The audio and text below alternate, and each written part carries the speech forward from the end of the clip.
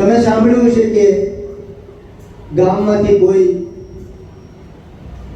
ખેડૂત ભાદરવા મહિનામાં જુવાર વાઢવાની હોય, બાજરી વાઢવાની હોય, તો એની અંદર એટલો બધો તડકો પડતો હોય તેને કંટાળીને ઘણા સાધુઓને જોયે કે લાલ ટમાટા જેવા હોય એટલે એમને એમ થાય કે આપણે સાધુ બની જઈએ, બાજરી વાટવી નહીં અને આ લણવા જવું નહીં, કાલા વીણવા નહીં.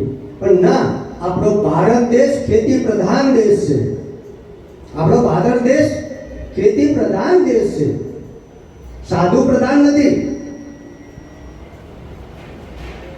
ખેતી પ્રધાન દેશ છે અને ખેતી પ્રધાનમાં રહી અને જ્યારે તમે ભારતની સંસ્કૃતિ સાચવશો ને તો જ ભારતમાં પ્રગતિ થશે.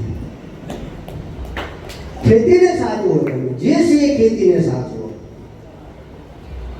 તમે વિદેશમાં જુઓ, અમેરિકા વાળા એમ કહે છે ધનના ઢગલા કરો, ધન ભેગું કરો.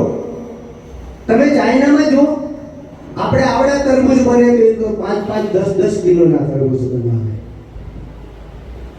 ભલે જે છે જે ખાય એની આપણે જોવાની જરૂર નથી, પણ પહેલો પ્રાણમય કોષ છે, પછી અન્નમય કોષ છે, પછી જ્ઞાનમય કોષ છે, પછી વિજ્ઞાનમય કોષ છે, પછી આનંદમય કોષ છે.